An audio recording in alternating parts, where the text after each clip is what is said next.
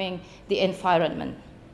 I thank Dr. Jonathan Lundgren to share his knowledge in achieving independent food security, and I also appreciate Professor Damayanti Bukhari to join us and sharing her valuable knowledge in pest management. Thank you so much. I hope this webinar deepens our insight to achieve food security in a sensible way so that we are able to maintain good harvest, good productivity, but without again destroying our ecosystem.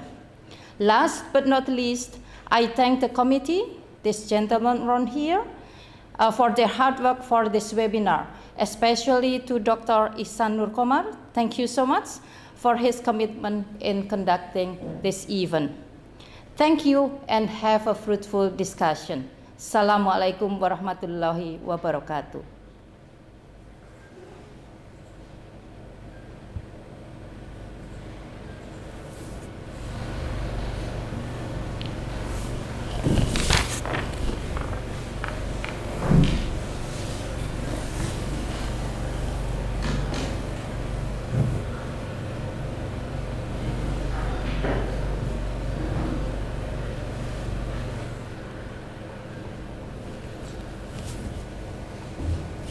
Okay, thank you to Ibu Indira Prabasari, PhD.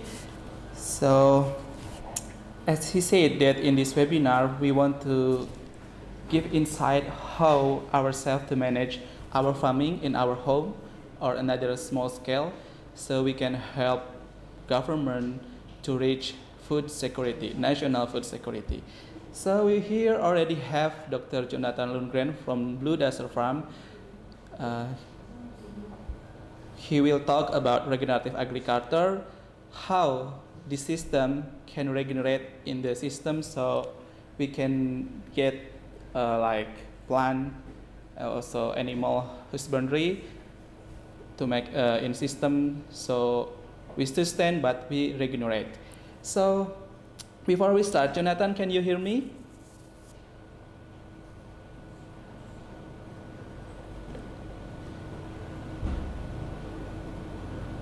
John, ada respon nggak? Okay, Jonathan, you have 1 hour to share your presentation. 1 hour including question and answer. So, time is yours. Thank you. Okay, how do I share my screen? I don't see an option for this.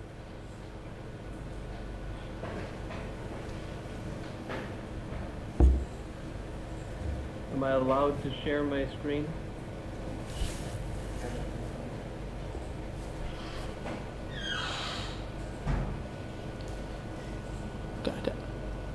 John?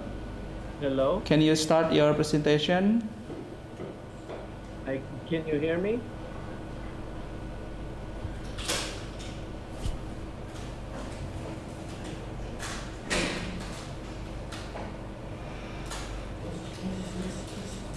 Okay. Yes. Please start. Can you hear me? You cannot hear me. Can you hear me? I can hear you.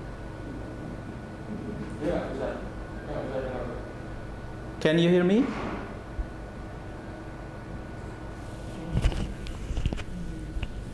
John?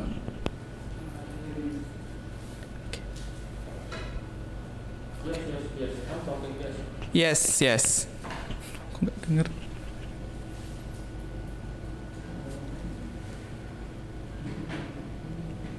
Yes, I can hear you. You can. I need to share my screen.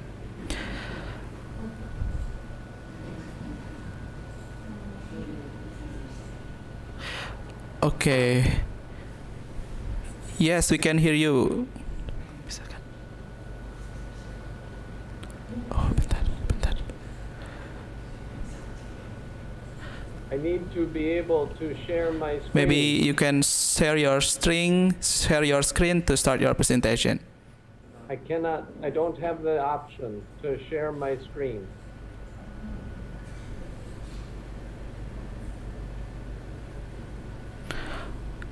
Yes, please.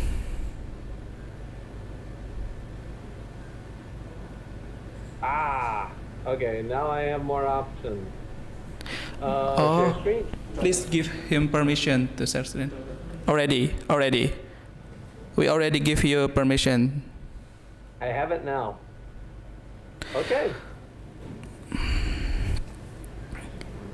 You can see the bottom icon. Thank you so much for having me here. I appreciate it. It's wonderful to, it was wonderful to get the invitation from Isan, and I am very happy to be speaking to all of you right now. I come from a very different place. We run, see, I'm going to, there we go.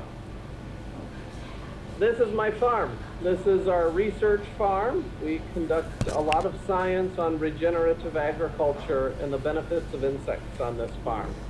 So a lot of life there. This is the United States. Some of you guys have seen this map, I'm sure. We are all the way in the middle. It is about as far away from any ocean as you can get. And in this part of the country, you'll see many pictures, okay? And that tells you the kind of agriculture that we are practicing here. And so that's a really important,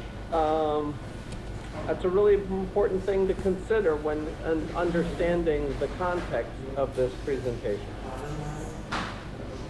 This is what it looks like on my farm a lot of the year. When Isan and I were first meeting each other at a course I was teaching, we showed each other pictures of our homeland, and this was the picture that I showed, and everybody thought this was crazy. How could people live in a place like this? But it is also beautiful a lot of the times of the year. And we have a beautiful farm here that has what is a really important habitat called the prairie, which used to range throughout much of the country, but now is just a few little pockets left. And Blue Dasher Farm is one of those pockets of these native flowers and grasses that used to span for hundreds and hundreds of miles. So I'm an entomologist by training, but I also am now much more an agroecologist. Okay, so I try to understand where insects fit into this grander scheme of biodiversity and food production. Many of us have heard about the insect apocalypse, and this is happening throughout the United States right now and throughout many parts of the world. It's getting a lot of attention where insects used to be something that were simply feared. Now we're starting to understand that this mass extinction event that we're experiencing on Earth is having severe implications. So one estimate is that 60% of all insect life has disappeared over the last 27 years. That's a lot. That's a lot. And it's important not because insects are so great and we need as many species as possible, but yes, those are important aspects of it, but it's also because insects do things. They provide services that we can't live without. And so it's very important that we have all of these insect species and we understand what is going on. Because this problem is much greater than simply insects. We're losing biodiversity on planet Earth at a rate that has never been experienced on this planet before. We're not just losing insects or bees, we're losing wetlands, which are critical parts of the environment, freshwater areas within the United States, where waterfowl would breed and where a lot of life would come from. The prairie is almost gone, these grassland habitats, and this is a picture of one here. These treasures that really were critical to supporting life in North America have almost been completely destroyed. Entire insect communities are being lost. Butterflies, birds, bats, bees, all of these species we're losing at a tremendous rate. Why? What is causing all of this?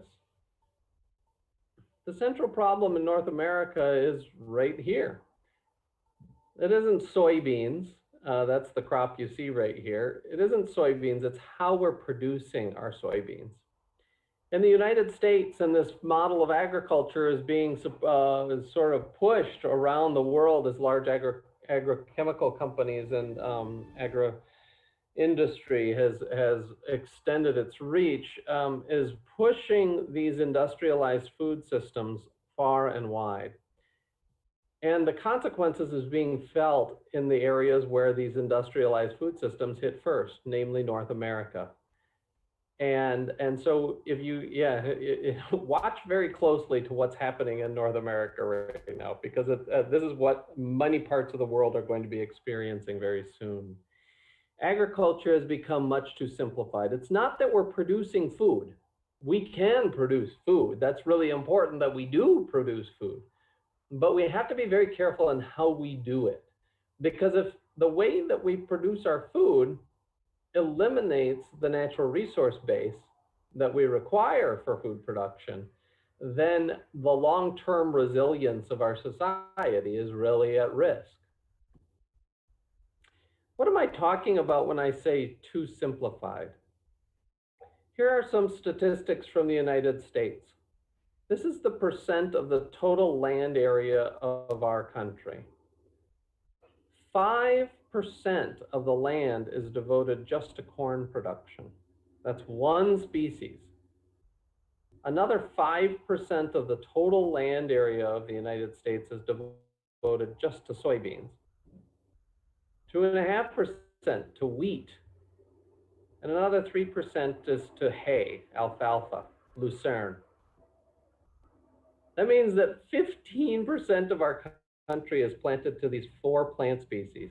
And all of them, nearly all of them, have been genetically modified to be tolerant to herbicides so that we can use Roundup or glyphosate as much as we'd like to. It's almost all of these are resistant to insect pests. They produce insecticidal delta endotoxins that are toxic to particular pests. And nearly all of these are treated with chemical fertilizers, with insecticidal seed treatments like neonicotinoids. We also are treated with systemic fungicides. 15% of our land is devoted to just 4 plant species, where once there were hundreds. This is where I live, right here. I don't know if you can see my cursor, but it's right there.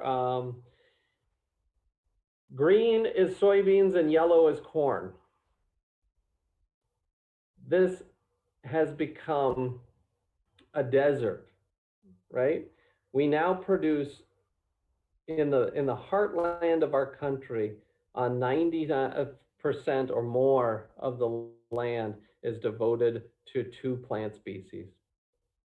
And we've eliminated much of the life. When we think about climate change, think of the impact of carbon sequestration that native plant communities used to be able to accomplish, that now we've completely eliminated that biomass, that capacity for our land to heal itself.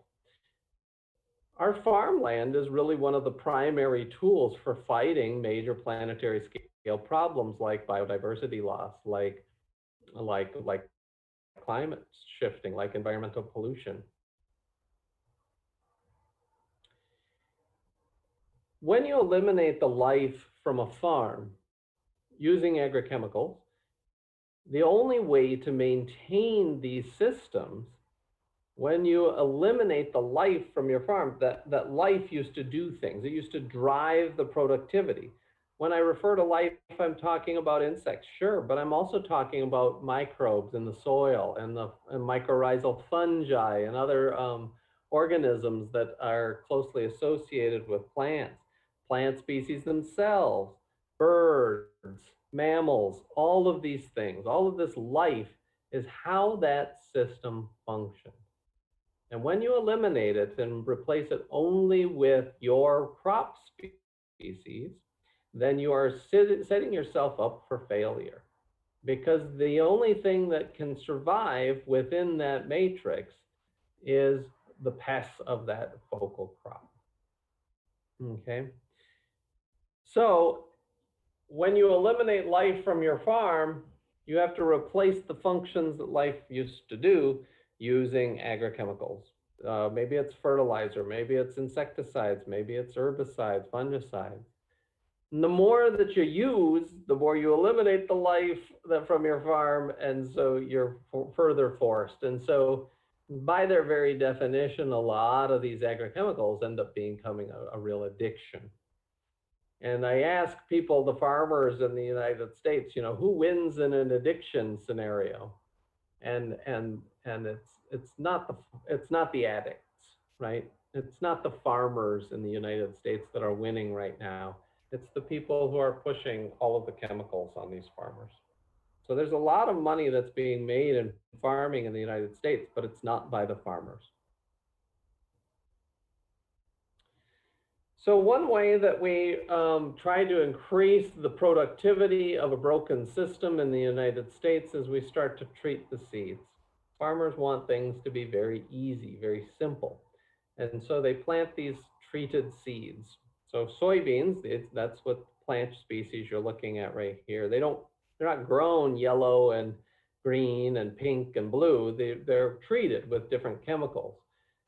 Neonicotinoids, some of you guys may have heard of these before, but these have become a really important insecticide in the United States and in Europe, probably around the world, I'm not sure. But it's very difficult for farmers to find seeds that aren't being treated with these. What happens is that the young plant takes the insecticide off of the seed coating and expresses the seed, or sort of brings that insecticide into the developing plant. So it's supposed to be protected from early season herbivory. They're present on most crop seeds in the United States. I estimate that 13% of the continental United States is actually planted to these chemicals. One of the problems with them is that the insecticide on these seed treatments is incredibly effective at killing insects. And so one corn seed, one soybean seed has enough insecticide to kill 160,000 bees.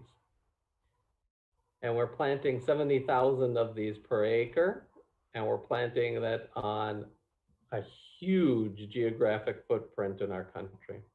And then we're wondering why we're losing all of our insects. The problem with the neonicotinoids is that they're not staying put. They're leaving the seed coating. They're marketed as a really important integrated pest management strategy, right? The only insects that encounter these are supposed to be the ones that are chewing on the young plants. But the problem is that these insecticides don't stay put. They get into the water and they get into the soil, and they're taken up by other plants that are living out in the environment. Those plants then end up producing flowers, and so exposing a lot of things like bees, honeybees, to these toxins. We decided to run an experiment. This is work that was done by one of my postdocs, Chrissy Mogren.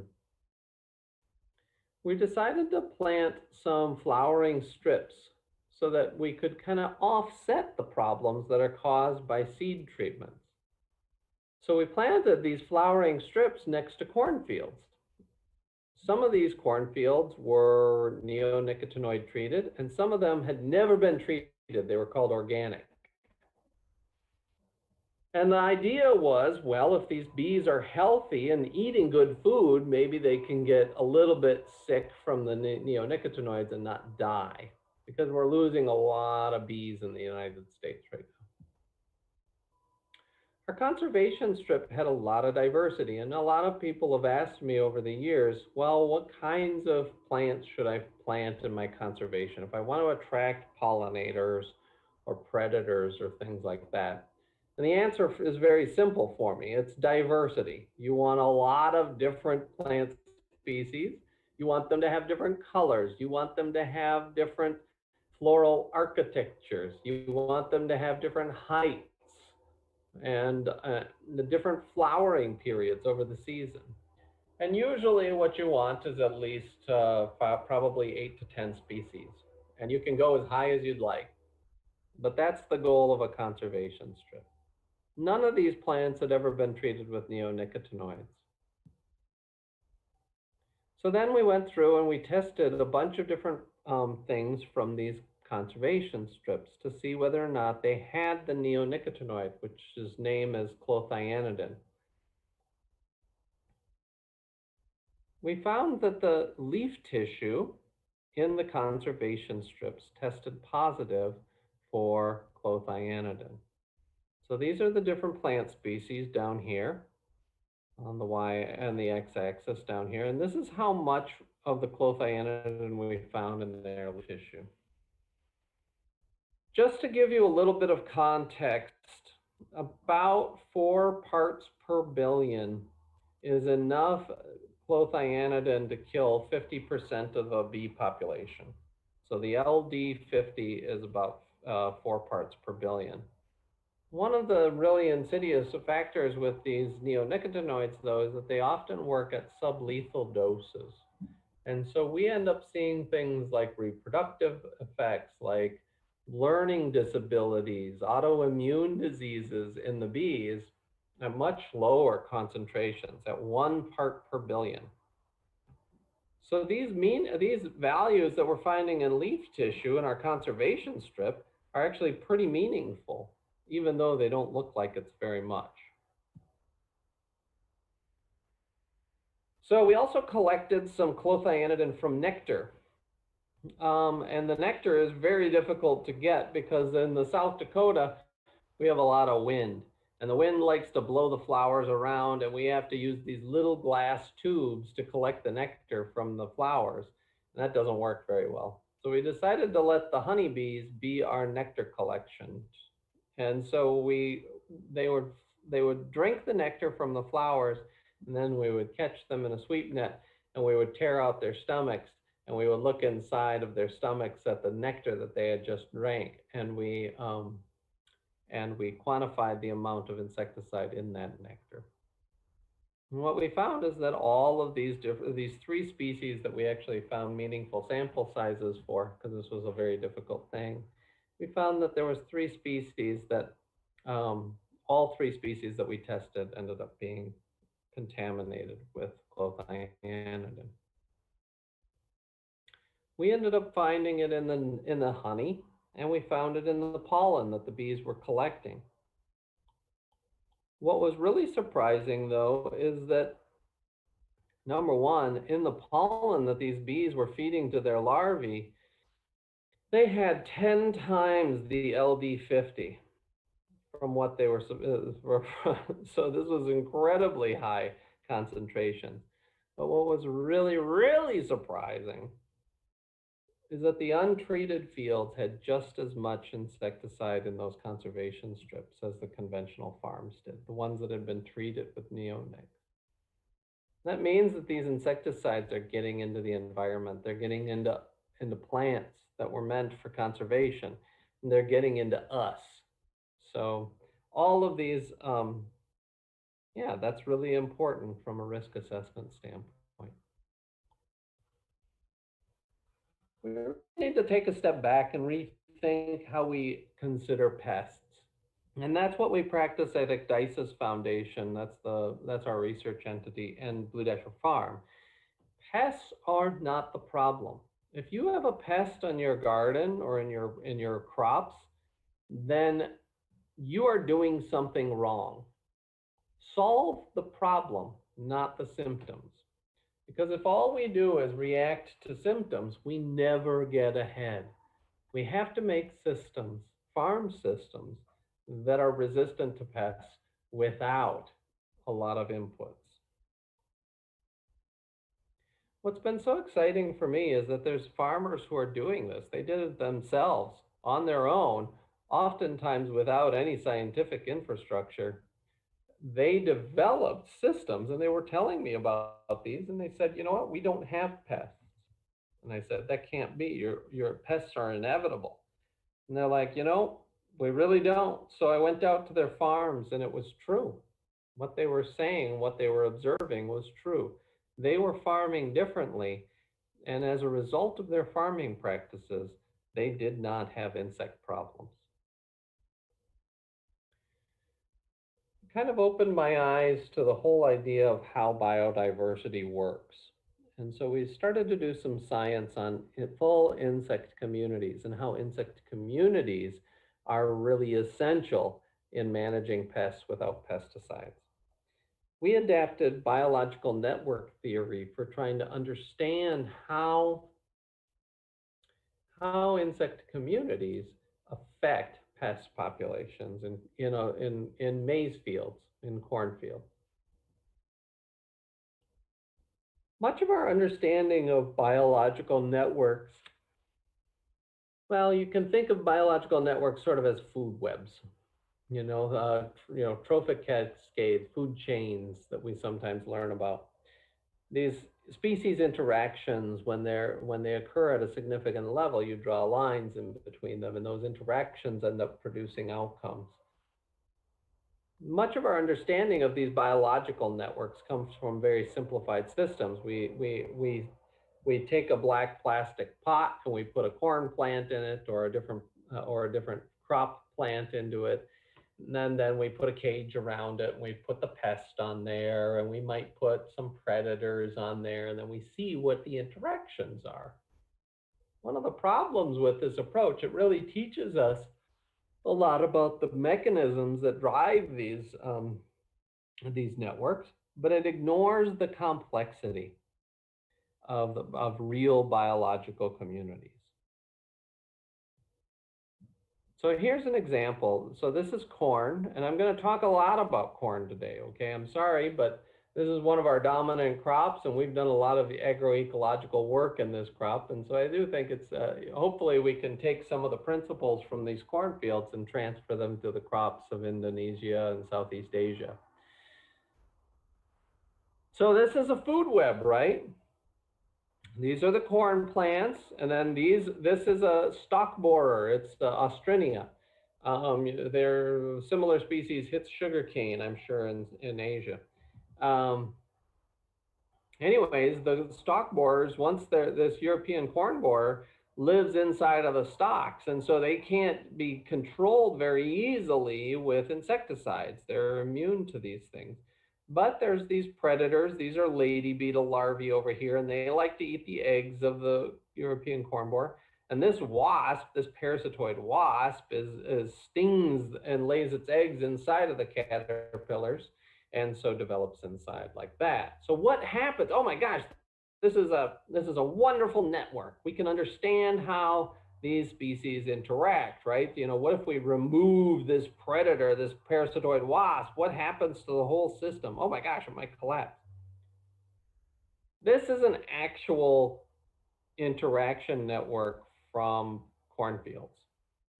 Each dot is a species, an insect species. We did full bioinventories of the foliar communities on 51 cornfields.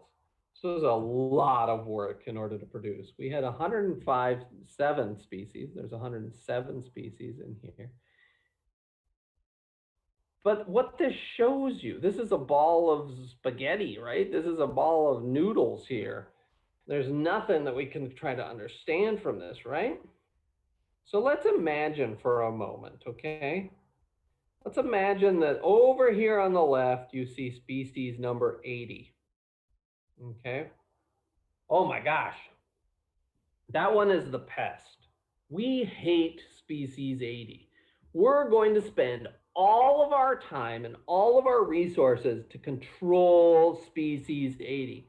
And we're not going to worry about all the implications of those decisions on everything else that's going on in this community, right? We're only interested in species 80, that darn pest.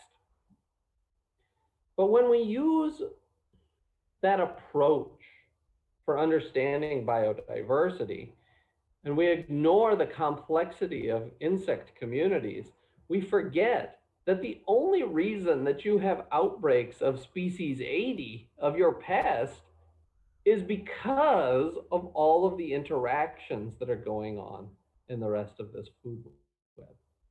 That community is your pest management. Each dot is a cornfield. Okay. What we see on the left here on the top graph is species diversity, and along the x-axis is pest density. The cornfields that have high species diversity do not have pests. Where the pests occur is when we eliminate the diversity of insects from our fields. It's a very similar trait down here, or relationship down here with community evenness. The species or the communities, the cornfields that have a lot of evenness in their communities, meaning a lot of species are occurring at similar abundances, they do not have pests. When you eliminate the evenness of that cornfield or that community, that's when your pests occur. So remember that ball of noodles that I showed you before. This is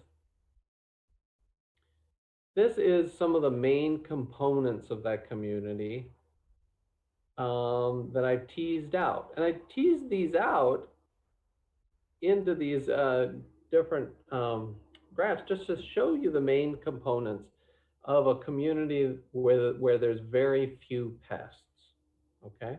Look at all the interactions that are going on in this community that has very low pest abundance. There's a lot of connections. This is a cornfield that has high pest abundance. Where did all of the connections go? They're gone, right? This community is broken. And this, of course, teases out statistically. This, we show that the more connections that we have within a community, the fewer pests we have. What kinds of decisions, what kinds of farming practices encourage insect diversity? Plants. Nearly all different biological organisms or groups of biological organisms, the diversity of those organisms scales directly with how many plant species are in a habitat. You want more insects, you want more life in your fields, you have to have more plants there. What's the quickest way to eliminate diversity of your cornfield, in your cornfields or in your cropland? Buy a jug. It doesn't matter what's on the side of the container of the agrochemical. All of it, from fertilizers to fungicides to herbicides to insecticides, all of it eliminates life on your farm. And it puts you onto a treadmill. Okay, this is how diversity works. The less you have, the more you need agrochemicals. So biodiversity really influences the magnitude of pest populations. But it's not just the species, the number of species that are in there, it's also how they're interacting. And those interactions end up driving whether or not you have significant pest populations.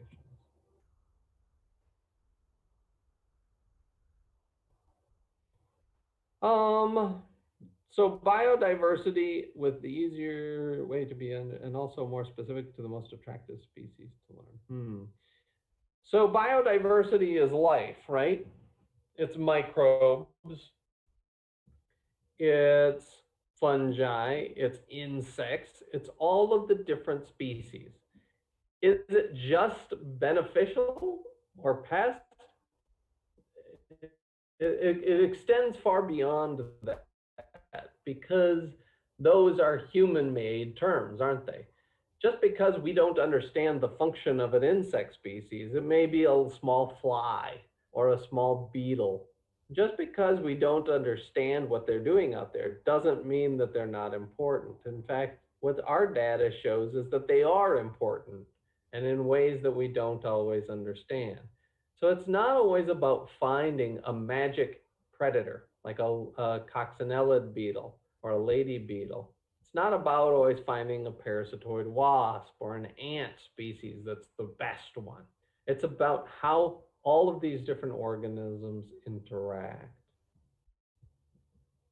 I hope that answers your question. How do we conserve beneficial species within cornfields or cropland in general, within our agroecosystem? You reduce disturbance and you increase diversity. Disturbance comes in the form of tillage to the soil. Disturbance comes in the form of agrochemicals, things like that. Increasing diversity comes with getting life on your farm. So regenerative agriculture is something that's starting to hit on the global stage, but it's really become a dominant feature of the future of North American farming. So farmers have developed systems where there are no insect pests, okay? And it's much more than just an insect question. It's actually got a lot of different components to this. Um, they vary the practices depending on what it is that they're growing, but there's several principles that unify all of these farms, no matter whether you're farming in the tropics or you're farming in the arid deserts, or whether you're farming in the mountains or in the middle of the wetlands. Always are linked by 4 principles. Number 1 is that they stop tilling the soil. Tillage is one of the quickest ways to foster pests. Okay? This is one of the things that has to stop first, especially in tropical systems. Next is you never leave bare soil. Bare soil does not support life. Okay? So these farmers always have living roots. They always have living plants where the roots are in the soil supporting life. On these farms, plant diversity is really important, and there's a lot of different ways that they're using plants in order to do this, okay, in agronomically feasible ways. It's not just about spreading seeds, but I think that spreading seeds is a really important component of it. And then finally, they're putting crops and livestock in the same system again.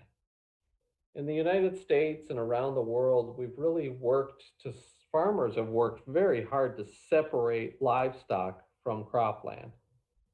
And now what's happening is that we're understanding just how important animals are to making land work and cropland work. So the reintegration of crops and livestock has been a really essential principle. This is Claire. She's one of my former master's students. This work has been published. I'm sorry, this slide is a little bit old. This was published back in 2018. It's an open access journal called PeerJ. In one day, Claire's study went to the top 1% of all science ever written in terms of social media impact. That's not bad at all for a master's student. One of the reasons is because it was one of the first times that the term regenerative agriculture has ever been used in the scientific literature. So regenerative ag, well, what she did that is so special and what made this study so influential is a couple of things. Number one is that this was a farmer-led study. The farmers defined the systems, okay? We found across much of the Midwest of the United States in 4 different states, we found some of the top regenerative farmers.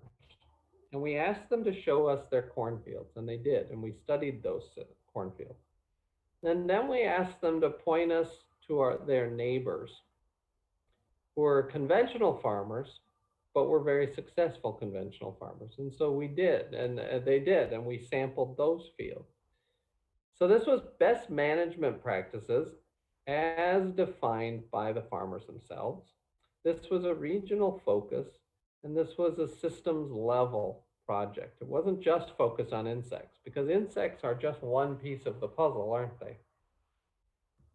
So there was a lot of different practices that were instituted on these farms, but they were linked by a few. None of the regenerative farms used insecticides, and all of the conventional farms planted genetically modified corn that was resistant to key pests, and all of it was treated with neonicotinoid seed treatments on the seeds. Okay. Then we went out to these farms and we looked at all of the insects on the soil, within the plant, on the plants themselves, the foliar community. We sucked up any insects that were on the soil surface, and then we dug down into the soil column and we looked at all of the insects that were living out there.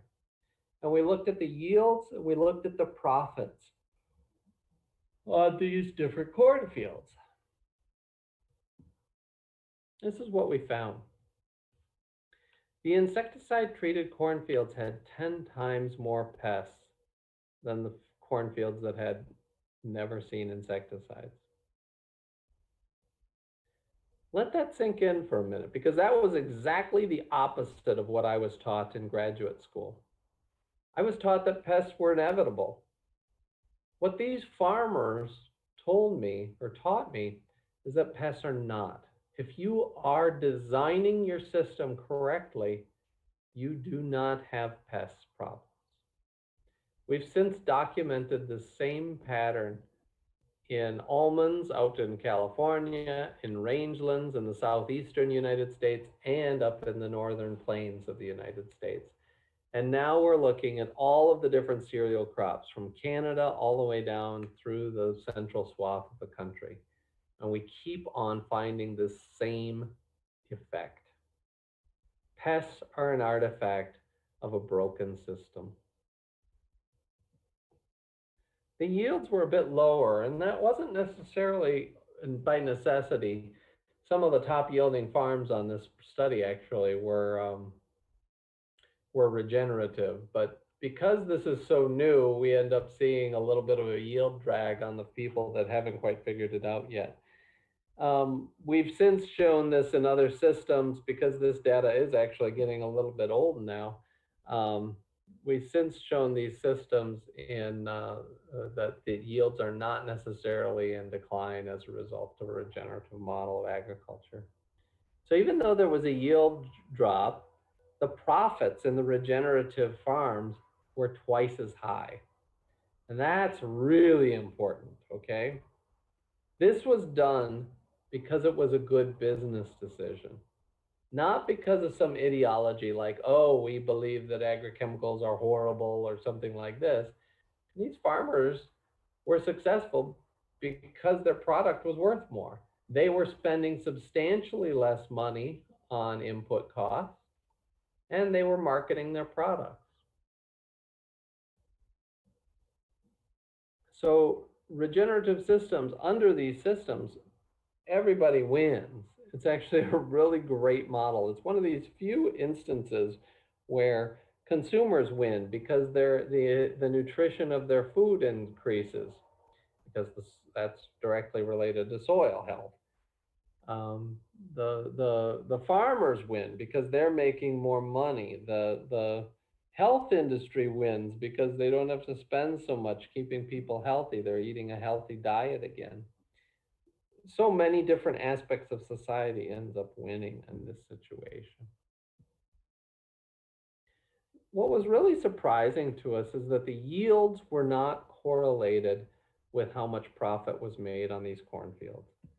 Each dot is a cornfield here. This is profit on the x-axis, and this is the amount of soil organic matter that the farmers had grown. The farmers that were growing the most soil, the most soil carbon, those were the ones that were the most profitable. So we really need to be refocusing, and that's what regenerative agriculture does. It refocuses away from downstream outcomes of a food production system to be focused really on the soil and biodiversity conservation. So if you're growing soil organic matter, And if you're growing life on your farm, the profits and the yields and the nutrition of those yields end up coming along at a higher rate. So the bottom line from all of this is that we really need to be redesigning systems where pests aren't a problem.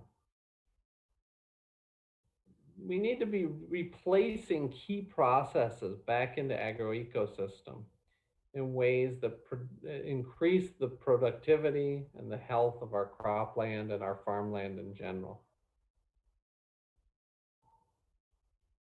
We have an amazing group. We run our research a little bit differently. All of the scientists on our team end up having to become farmers. And so they have to experience what farmers feel and experience as part of their as part of their, their design of research projects and stuff like that. So we have active research on honeybees, rangelands, and on croplands.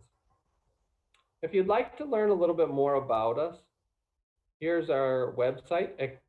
Ecdysis is our nonprofit. That's our research entity, and Blue Dasher Farm is you can look us up on Facebook or on Twitter. There we are. I will stop sharing my screen. Is there any questions or thoughts or concern?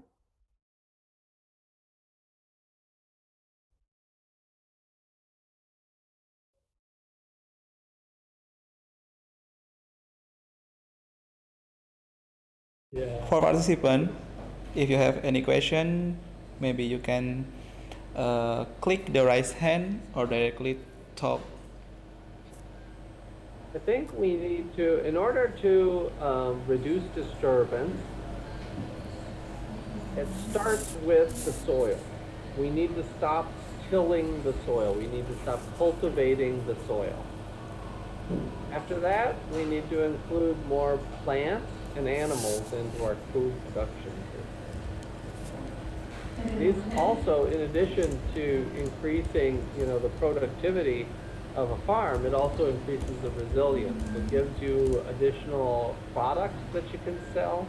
It increases your ability to weather the problem.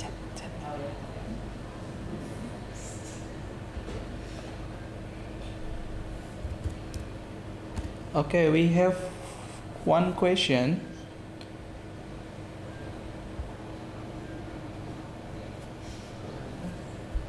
The question is from Nurmi Hafid. So Nurmi Hafid, please, if you have a question, time is yours.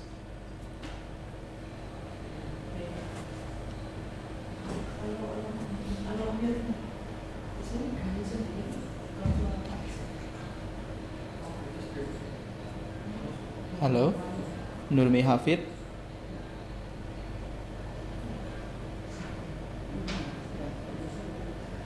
Or maybe you can type your question on the chat application.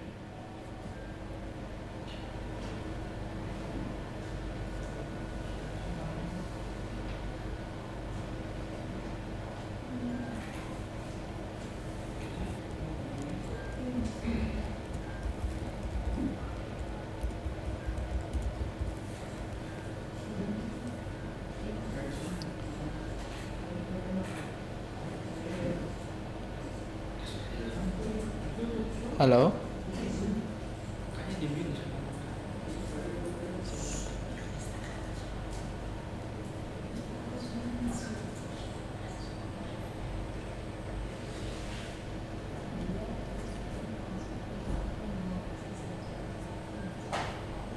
Okay, let's start with another question from our WhatsApp channel. Yeah.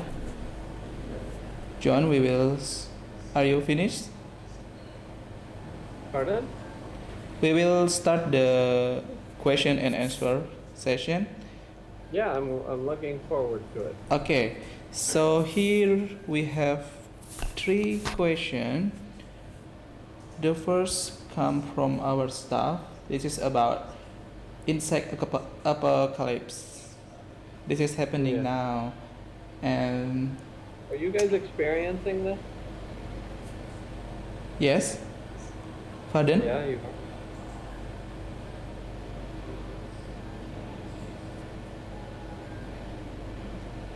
The question is about insect apocalypse. This is this is current issue in entomology right now, but what about the discovery of new species? Whether the extinction is higher, how is right with the discoveries of new species? Do we have Yeah, I information think, about that?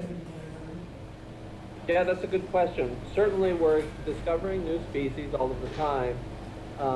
I think the estimates of species loss, particularly from those in the tropics, and are accounting for, the projected number of species that are there.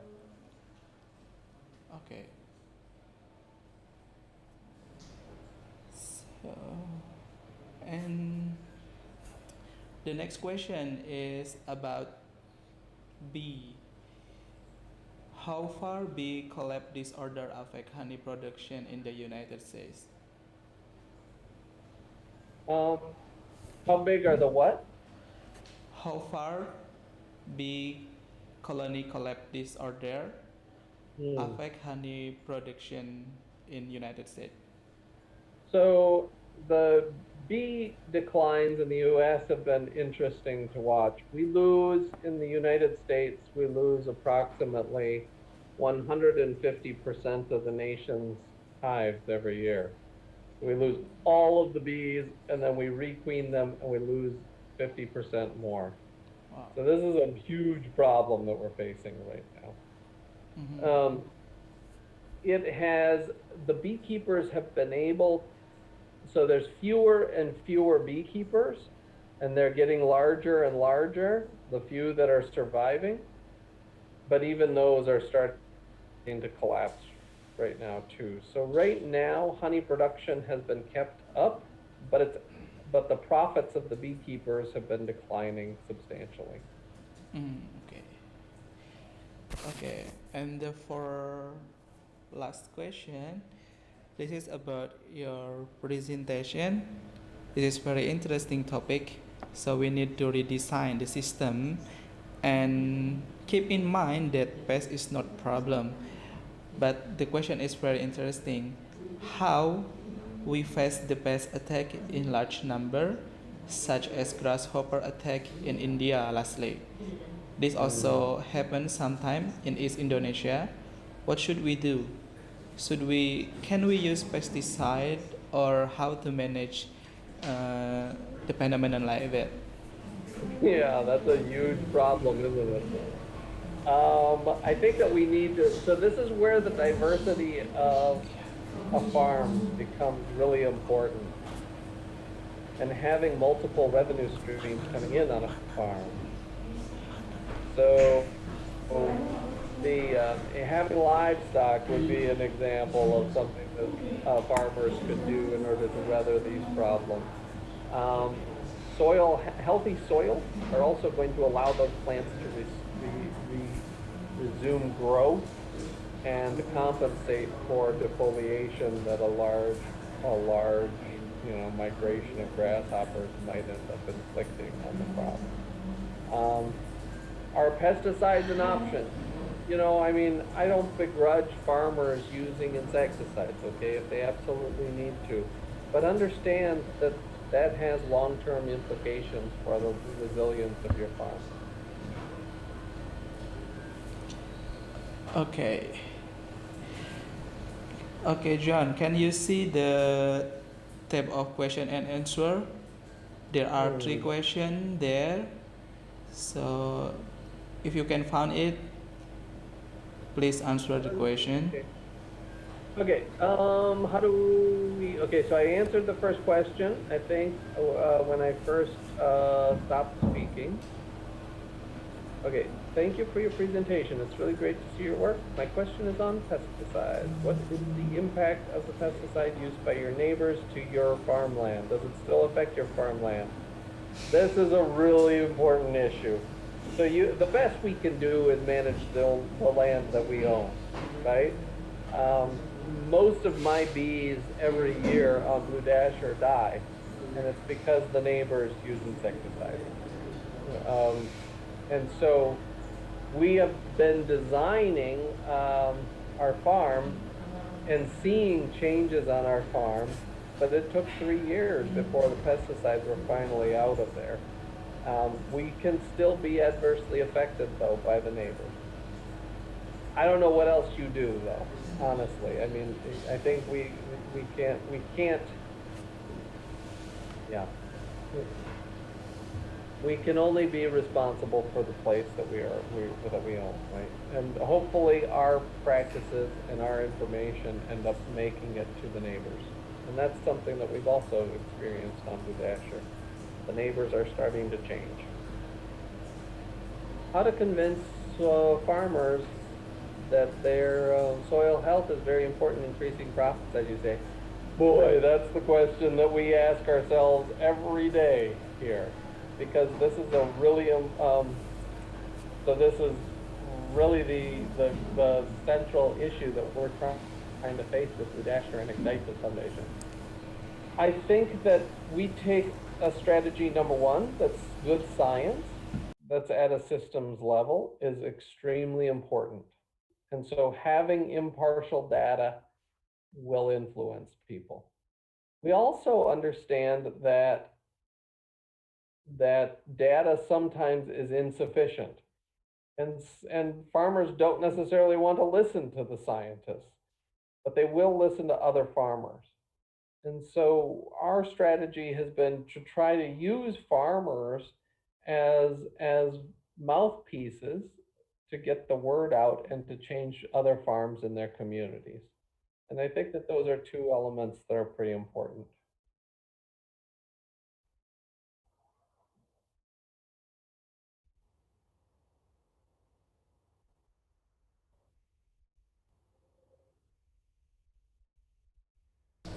Oh, I've got a couple more. Okay, do you make your Yes. own pesticide organic? I mean, using organic matter to make pesticides. If you do, how effective is it? No, we do not make our own pesticides organically. Our pesticides are plant diversity and animals. Those are our two approaches. So no, there are organically approved insecticides, but that doesn't really matter to me. I think that the impact of insects on or insecticides on insects are really important. What kind of disturbances that can give negative effects to the agroecosystem? So things like tillage would be a good example of a disturbance. And that's a really important one that I hope everybody takes away from this presentation, is that tillage is a really important practice that we need to stop in farmland.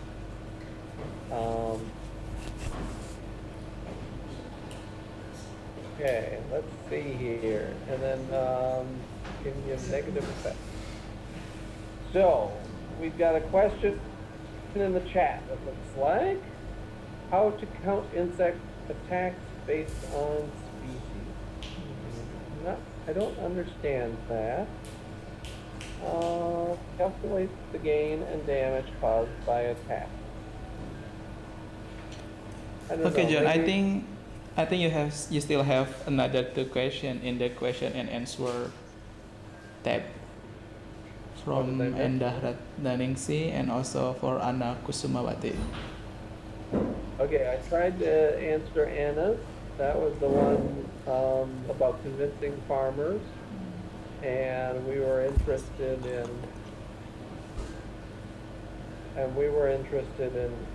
using farmers as a mouthpiece to get our information to their communities, and providing good scientific data that shows the importance of profit.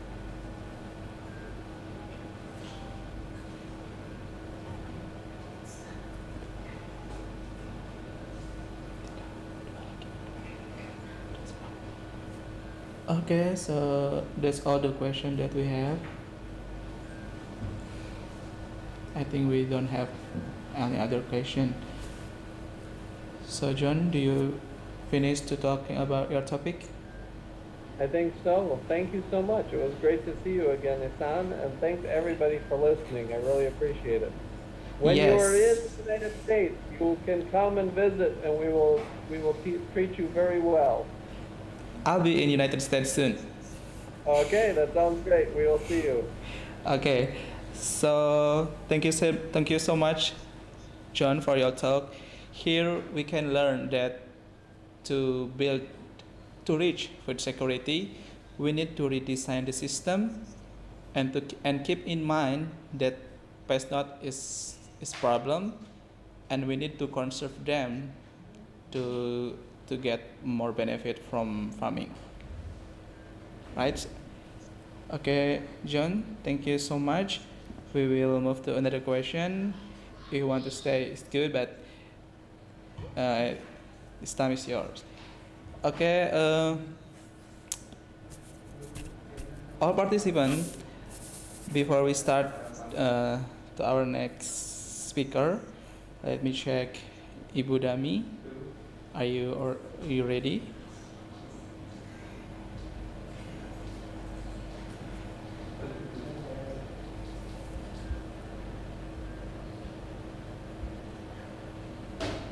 Hi. Okay.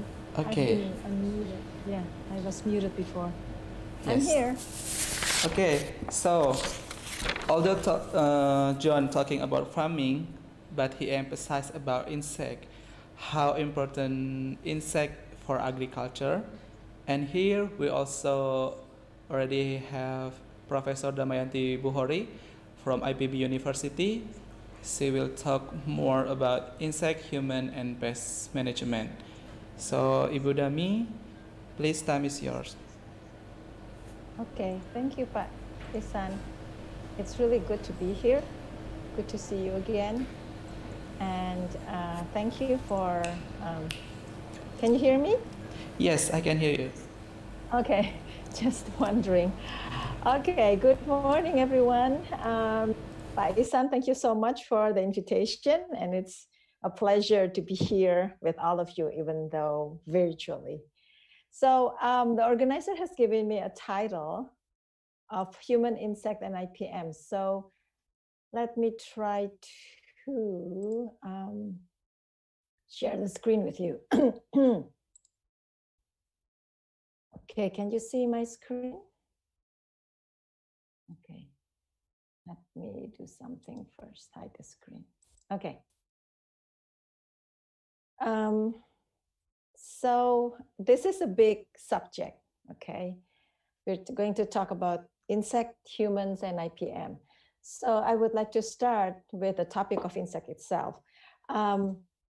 We've heard about John, we've heard from John of more of the advanced relationship between insect and human. So right now, I'm actually taking you back further to just focus on the insect itself. So what are insects? Why are they here? What are the amazing stuff they do? Yeah, so this is more about basic introductory of insects. And looking at their lifestyle and when they evolve, etc. So let us start with this slide, where we see that insect has been in the world far more longer than humans. You know, based on the data, 400 million years ago, they already evolved. They're already present. Compare that to human, who's only what? I forgot the exact date, you know, but definitely not hundreds of millions of years. So they came up during the Devonian period, and then during the Carboniferous, they explode to many diverse of insect species. And this is a picture about the fossil, where we can see that actually you can see that very, very old fossils, 400 million fossils, 400 million years old of fossils, which is a proof of how old they have been in this world. Now, this is a Neognata hirsti, showing the jaw, the mandibles, and how it is very tough, and they can grind the plants that they eat. Yeah. This is found in Scotland.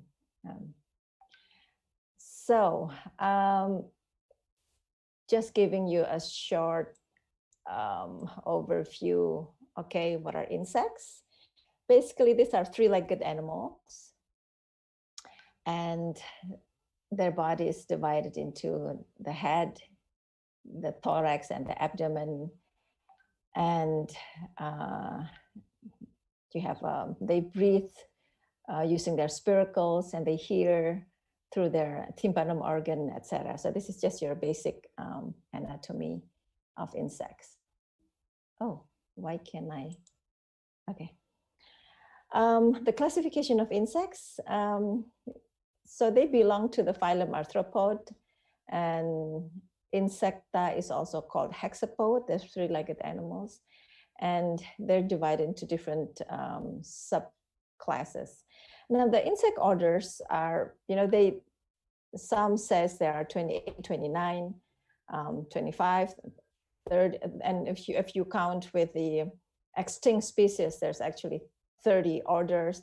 So the taxonomy usually changes. Yeah. It depends on the latest development of knowledge, and the taxonomists usually then change the position of when they find more characters, and then they decided, oh, okay, this is actually this order and that order.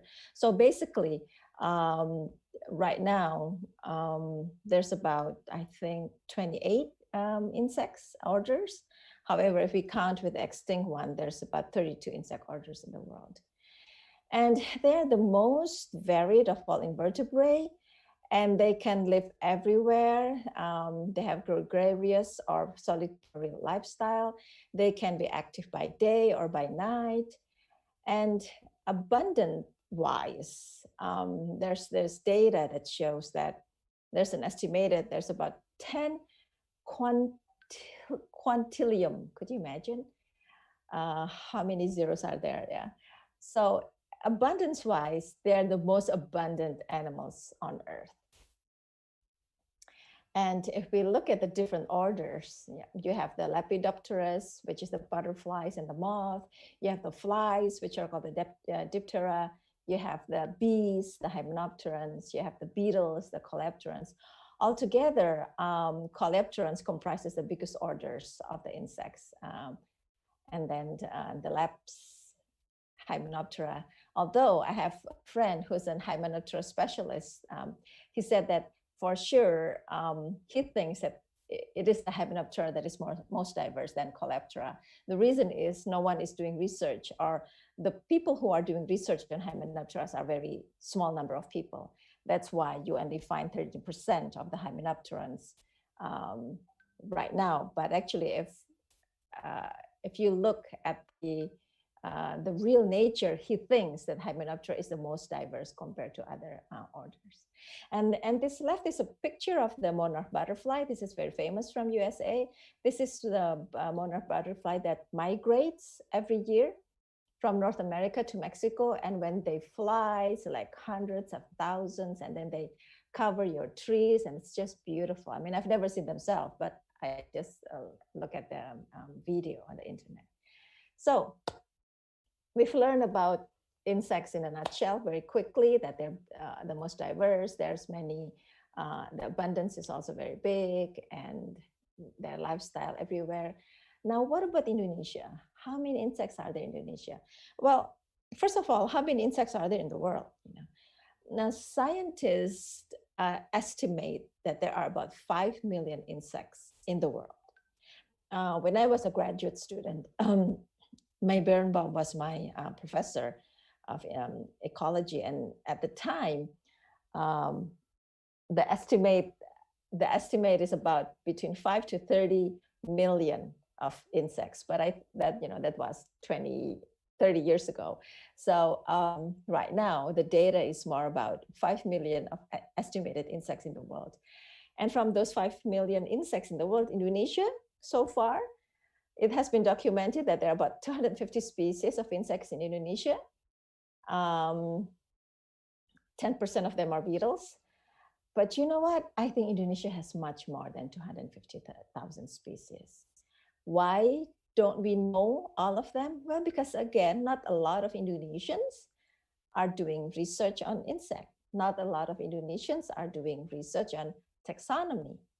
So we have lack of data because no one is doing the research on that. Okay.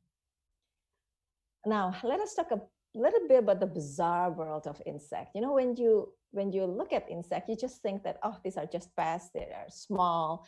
They are a nuisance. You know, we don't need them.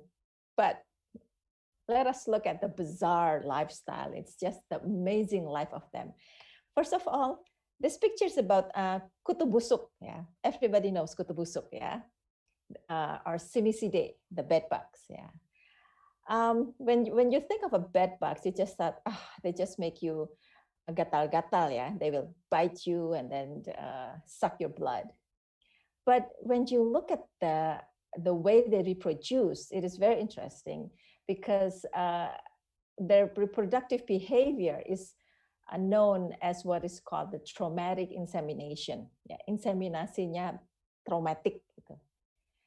Jadi perkawinannya menyebabkan dia trauma. Gitu. And why is that? Well, it is because the male doesn't use the reproductive tract of the female to inseminate, but they would just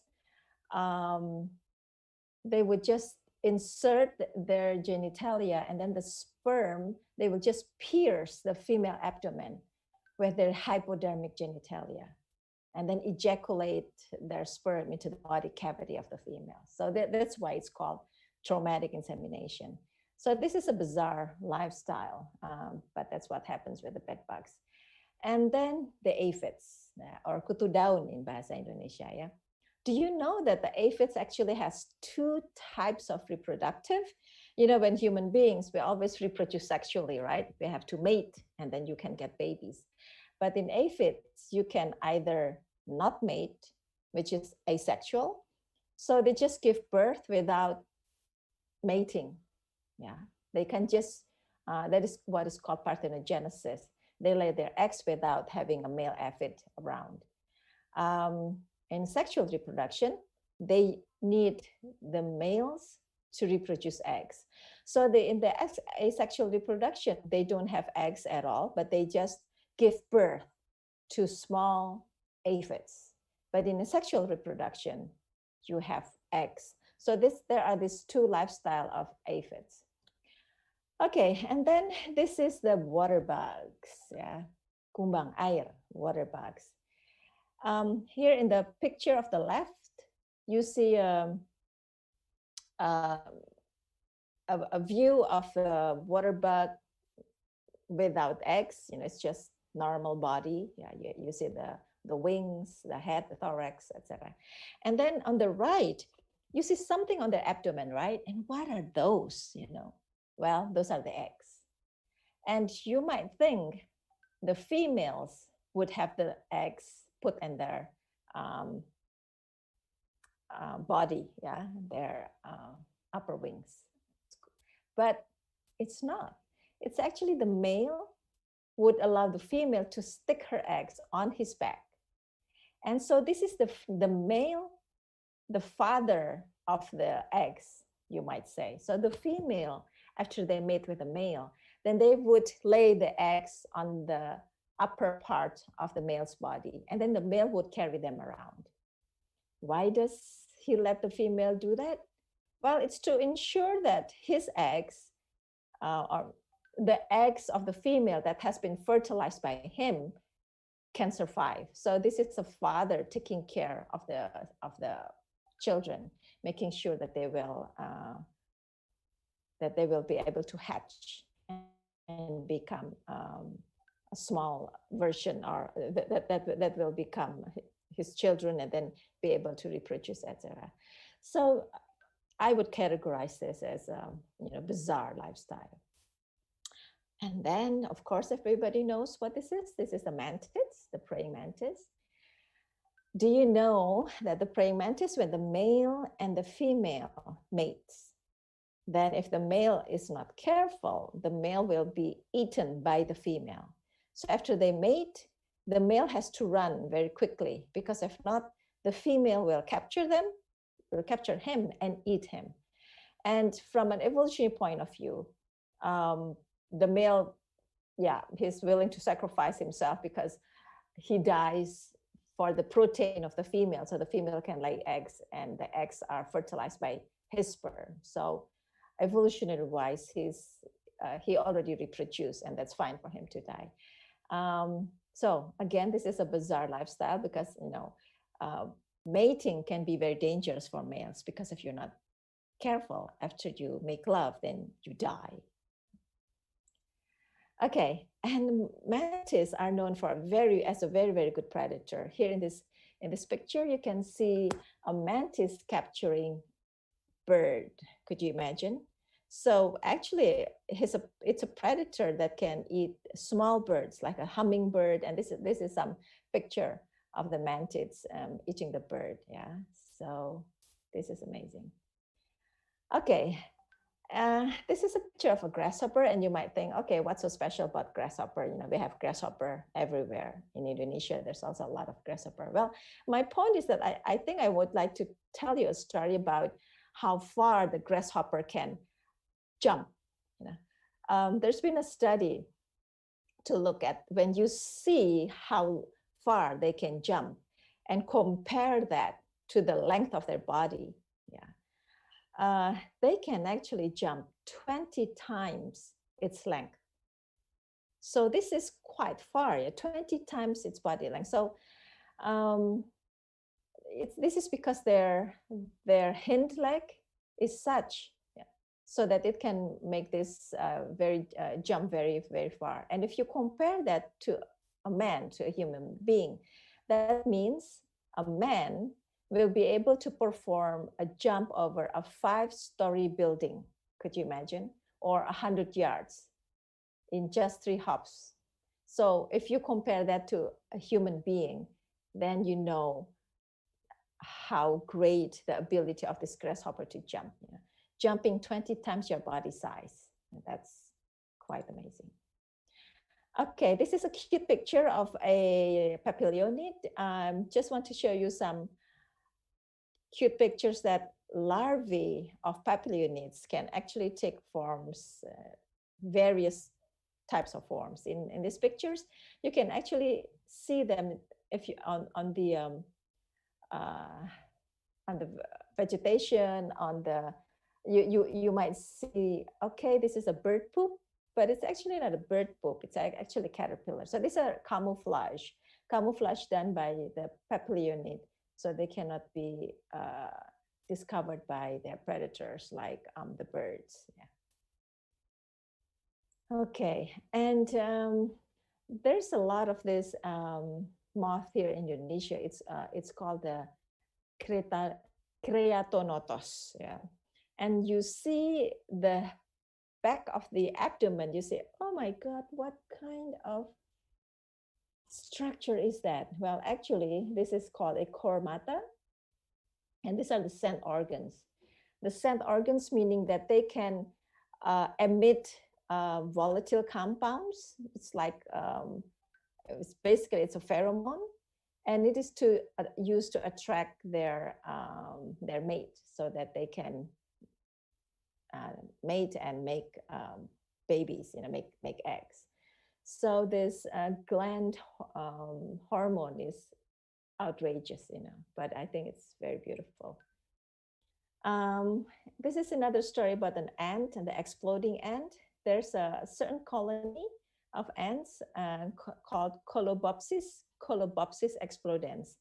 And one of their minor workers, they can tear their own body apart in order to release toxin, either kill or repel the enemy. So in order for them to protect their nest, their colony, they will make themselves explode. And of course, that means they die. But during that process, they will release toxins. And the toxins can either kill or make the predator goes away. So they're actually sacrificing themselves for the sake of the colony. These are the leafcutter ants in the Amazon. It's very famous, beautiful picture, and they can carry the weight of the leaf that they can bring with them, or they can lift, is 50 times your body weight. So could you imagine if a human being, let's say, you're 50 kilo, that means you can carry a weight of 50 times 50 kilos, 2,500 kilos that you can bring your own, they're so powerful. Okay, so cockroach, they're everywhere. Yeah. Do you know that when you kill a cockroach or you behead a cockroach, you take their head off, they can still live up to a week without their heads? How do they do that? Well, that's another story. But basically, what I want to say is you look at the picture down there, you can see a headless cockroach, which can still live for about a week. Okay, so this is the beautiful fireflies. Of course, you know fireflies, yeah, kunang-kunang. And when you ask, why are they lighting up?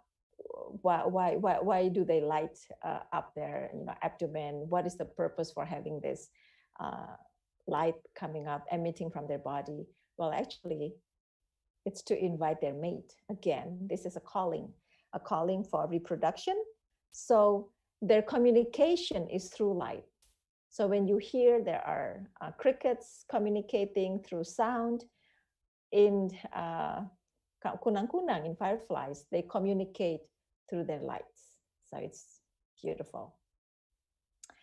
And this is the last picture of a bizarre insect. This is about a lava cricket, Caconemobius fori. They don't have wings, they cannot sing, they only live on lava flows. So when there's, like Krakatau explode or Sinabung explode or whatever volcano explodes, this lava crickets will be one of the first species to come. And they can live in the lava because they eat the decaying plants swept by the wind, and they can eat the decaying plants in the lava area. So they're very, very important for the succession process after volcano eruption. Okay, so that's just a big story about the bizarre life of insect. And now if we look at their life cycle, so what is the life cycle? How do they change? Why, what are caterpillars? What are the brachiosaurs? Well, if we look at the lifestyle, or the insect life cycles, altogether, there are 4 different types of life cycle, which is called, there's no metamorphosis, the gradual metamorphosis, incomplete metamorphosis, and complete metamorphosis. And I will just give you a very short introduction of each. Basically, the life cycle of insects that do not molt, they don't have a change of, they just change in size, but they don't change their exoskeleton, etc. Meaning it's called a no metamorphosis. It's like from egg, juvenile, adult. What happens is that the type of the body is still the same. They just increase their size. So they molt, they change, they shed their skin, and then they get bigger, but they don't change the type of the body, like from egg and larvae and pupae. They don't have that stage. They just increase in size. Okay, so this is called no metamorphosis. And the example is the silverfish. And then you have a Paurometabola. It's a bit dark here. This is called the gradual metamorphosis. And for example, here you have the grasshopper, you have the grillets. Basically what is happening here, you have the eggs, and then you have the larval period is called the nymph, and then you have an adult. And once you have an adult, you have the wings. So this is a gradual metamorphosis.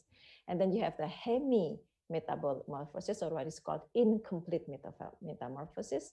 Again, this is represented by, for instance, the dragonflies, damselflies, mayflies, and basically you have the egg stage, then you have the larvae, which is called the naiad, and usually they live on the water, and then you have the adult with wings, and they fly.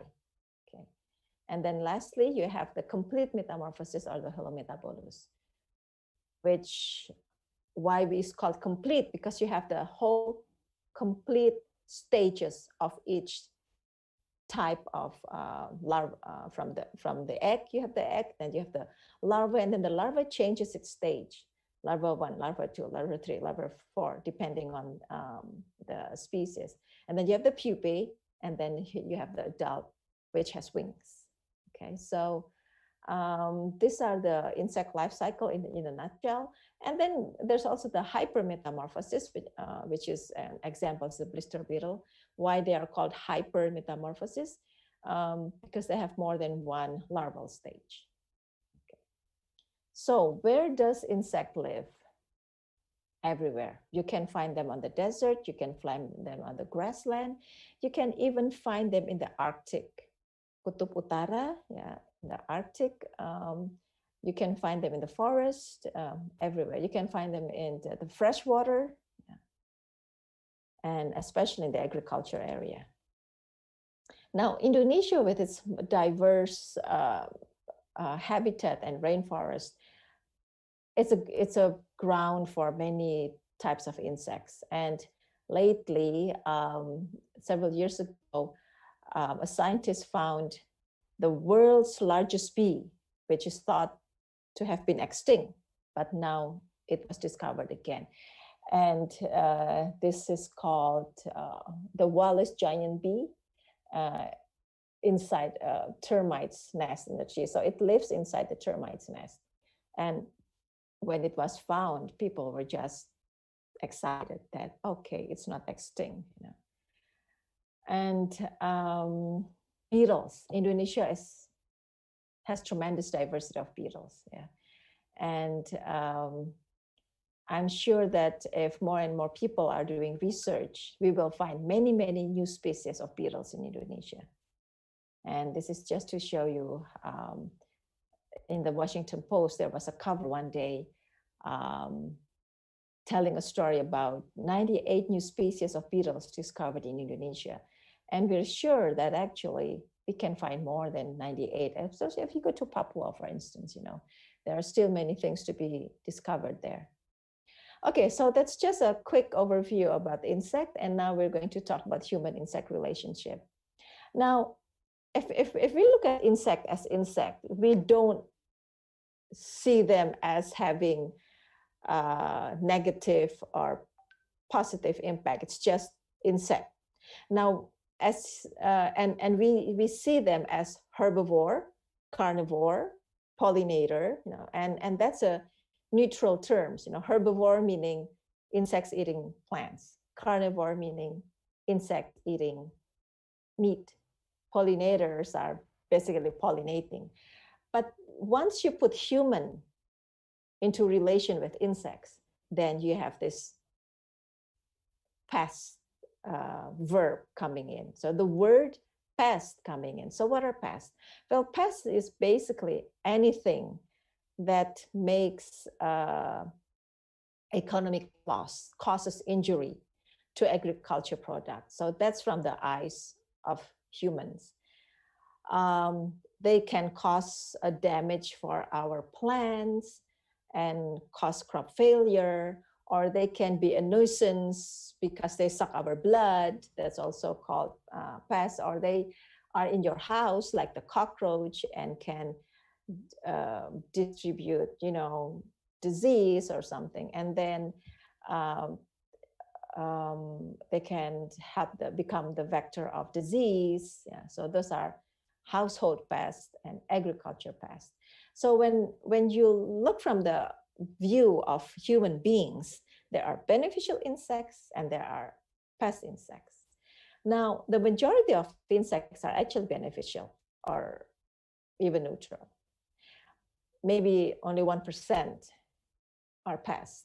However, because they cause such great harm, then humans develop all this technology to spray or to eradicate pests.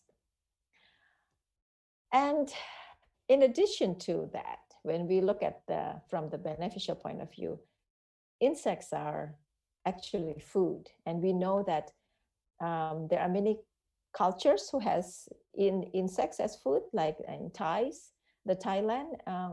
In Thailand, you can see lots of grasshoppers being sold in the market, and also in Indonesia, actually, in Yogyakarta, you see belalang, yeah, and then sago larvae in East Indonesia, and then also jati, ulat jati. So actually, there are many kinds of insect that has been used as food for humans.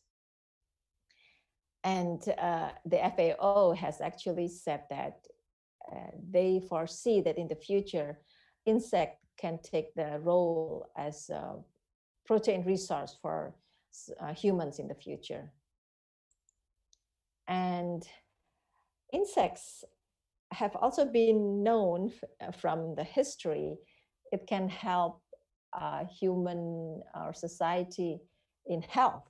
So like this picture, there's a kind of maggot that can be used when you have an infection on your skin. And then there's this type of maggot that can be used to clean the infection, and also this maggot can secrete a type of antibiotic. And actually, this is a very old, ancient culture back in Latin America that has been used. So from the civilization, from ancient civilization, we know that insects have been used a lot for medicine also, and also for food. Okay. And this is a story, a picture about some kind of ant that can actually be used to decrease the swollen from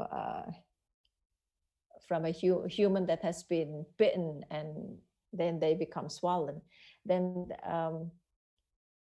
the insect actually, or the ants actually, has some compound that has been researched, and they believe that this compound is very good for decreasing the swollenness for human. So this is a possibility for medicine in the future. And there's another data here, or a story from The Guardian, of asking, would ants become the solution for an antibiotic crisis in the future? So basically what I'm trying to say here is that there are many benefits of insect that we humans do not understand yet. Yeah. There are many characteristics of insects that they choose many types of compound that humans don't understand. But when you look at them closely, you may find this is a potential for future uses for medicine for human beings. So there's a lot of research that needs to be done. And then, of course, insects produce many types of valuable products, from the wax and the honey and the lax, etc. Okay, so insects in the food chain is very important because they eat the plants and they can become pests, but then there are other insects that can eat other insects. So there's beneficial of insect carnivore that eats other insects.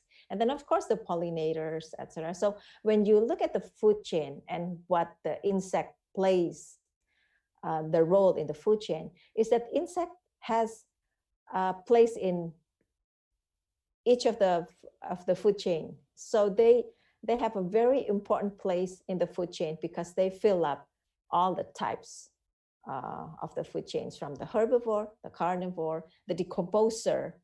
Insects are all there. Okay, so here there's the detritus because, of course, like the dung beetle, they decompose. Like the blowfly, they're also a decomposer. And the herbivore, of course, they eat the plants. And then there's the carnivore that eats other insects. So they fill up the food chain at every level. This is just what I'm trying to say, that in the food chain, they're everywhere. Okay. And as a carnivore, they're friends of the farmers. And this is a picture of predator on the right-hand side that is below. It's paederos, and they are the farmer's friend because they eat the pest. But there's also the parasitoid. The parasitoids are this white thing that comes out of the caterpillar. They live inside the caterpillars, and once they're ready to get out, they come out, they become a cocoon, and the caterpillars dies, and then the wasp comes out. So these are the friends of the farmers. And of course, the pollinators, we know how without pollinators, we will not have the production of all the agricultural products. Either it's like apples or different types of fruits. And these are the decomposers, which I've said earlier, the dung beetle and also the blowfly, the calliphorids, etc.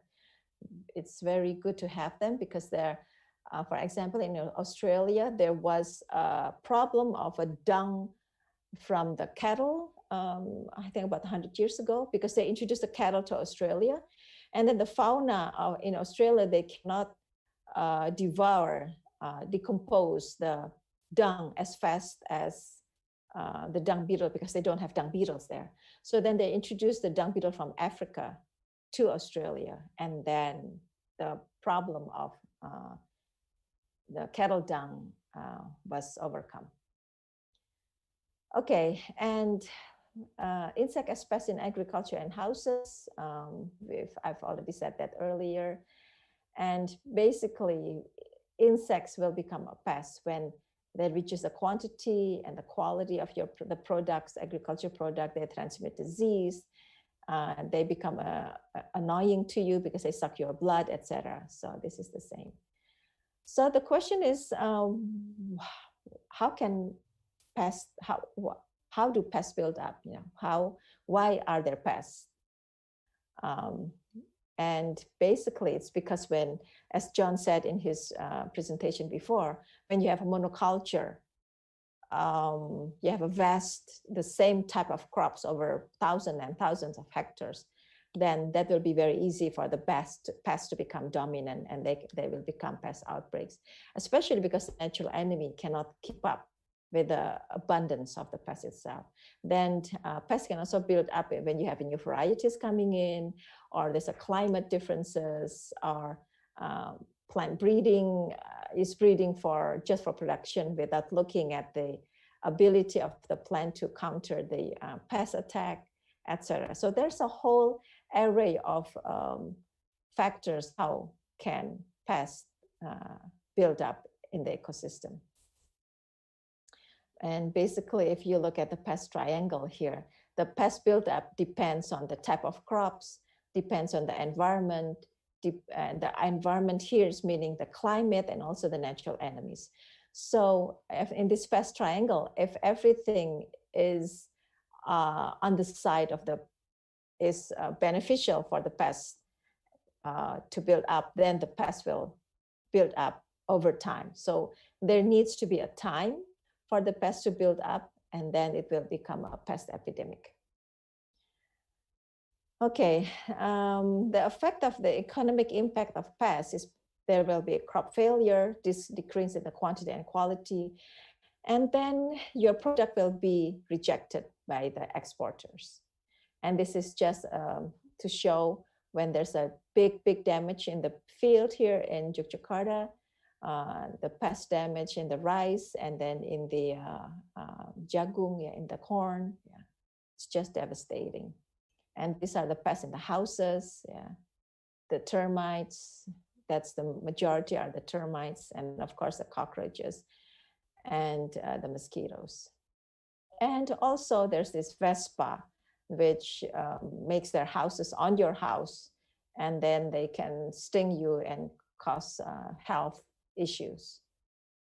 Okay, so that's from the eyes of the humans. And now we go to the last part of the presentations about IPM. And I think I'm going to go quickly over here, the integrated pest management. Well, basically, integrated pest management is a management of pests that are done integrated or holistically. And there's a different types of technology for IPM, like biological control, habitat manipulation, cultural practices, which includes using resistant varieties. And also the use of pesticide is also part of integrated pest management. The principles of IPM that is very important here is that there are 4 principles of IPM. If you use IPM, the first thing that you have to make sure is that you have a healthy crops. And the second is use as best as possible the available natural enemies in the field. So this is what John has been saying in his presentation. Use use of whatever natural enemies that are already available in the field. Use their potential, increase their existence. And you have to do surveillance. So you have to monitor the population of pests and also population of natural enemies. So you make sure that the natural enemy can control your pests. And in Indonesia, we always say that one of the most important principles in IPM are the farmers. The farmers are the expert. Believe on the farmers because they are the ones who are actually on the ground every day. The observation, the surveillance are done by them. So work with the farmers, increase their capacity. So there are the principles of the IPM. And then the strategy of the IPM. The first is you have to have the knowledge of who are the pests, what are the pests that attack your plants. Yeah. Do the monitoring, understand who are the predators or the natural enemies that are there. Use a management that is using the IPM principle, mitigate the pest explosion. So before they become a pest, you have to prevent them from building up. Yeah. And don't forget to evaluate every time you have finished your harvest, you evaluate what your data says. Yeah. And basically, this is what is going on. Yeah. You have this ecological information from your previous seasons. So you know the baseline information from your previous season. And you use preemptive approach so that you don't have a pest build up. Okay, so you understand your ecosystem by having data of your previous season. So this understanding is very important. And based on that previous information, you plant your crop for this season. And then you look at what is happening. You monitor your present season. And then you look at the action threshold. What does the action threshold say? Do you need a responsive action? Or meaning responsive if the action is saying that there's a pest build up and the natural enemies are not enough, then the responsive is, okay, maybe you need to spray. Yeah. But how is it that you can spray so that you have a minimal damage to the natural enemies? You know, so basically in the IPM strategy is that you have to understand what is the impact of your action to the ecosystem services that are available in the field. Okay, so this is a holistic understanding of the ecology of your agroecosystem. That is very important in IPM. Okay, so the tools for IPM is what I have seen, I said earlier, and also have been said by John earlier. You have this biological control, meaning you control your pest using biology of the natural enemy. You know, you have the parasitoid, you have the predators, you have the existing natural enemy in the field. That's biological control. And cultural control, you manipulate the types of crops that you are planting. So for instance, you use the push and pull technology. You use the tumpang sari, the different types of crops, different types of plants that you are also planting with your crops. So you have the push, which is the repellent plants, so that you will repel the pest. And then you have a trap crop, which you call the pull strategy. Okay, you will attract the pest, but then you spray the trap crop so the pest will die. So this push pull agricultural pest management has become more and more famous right now. And this is an example of the push. It's an intercropping scheme. It's provided by plants because they emit chemicals, so are pheromones to repel whatever pest you have. But this is very specific, so you have to understand the type of pests that are available and what type of plants that is good to be planted to repel the pest. And then you have the push here also, where the push is actually a trap crop, and then you can kill the pests in the trap crop. And then other types of controls, the mechanical and physical control, which is basically you have the traps, using traps and using also pheromones to capture the adult pests. And then, of course, lastly, you have the chemical, the spray, but this is actually only the last resort. And if possible, actually, if it's not really needed, don't use a chemical. So the key benefits of using IPM is that you have a lower risk to human health. You have hopefully no pesticide resistance and less money to be used for pest control and improve the public image. So I think that's all the presentation and the wonderful insect world. Hopefully I've presented to all of you, and I would like to end the presentation with this little bit of quote. If humans went extinct tomorrow, nothing too much would happen to the planet. But if insects extinct tomorrow, it will be cataclysmic. Can you explain why? Thank you, Bai-san. So I will stop the screen sharing. Okay. Thank you so much, Ibu Dami. Very nice presentation. I learned entomology 9 years more maybe with you, and some lecture in IPB University. But this is really new insight because you give us information about the amazing fact about insect and how they have relationship with us as human. Okay, let's continue with question and answer session. Yes, here we have question. Udami, maybe you can see in the chat. There is a question from Haristia Amaru. Haristia Amaru. Okay, I will read the question first. Yeah. Okay. Is there any reference for maize production using regenerative agriculture and focus on the IPM strategy and how to manage, like how to bring in the insect nature and okay. So this is a very specific question on maize. Maybe one of the issue also is because now maize is being attacked by the Spodoptera frugiperdae. I think since this is very specific on corn, I don't work on corn myself, but I'm sure there are many types of information out there in the internet. But I think the most important thing as a principles of IPM for corn production, first of all, you have to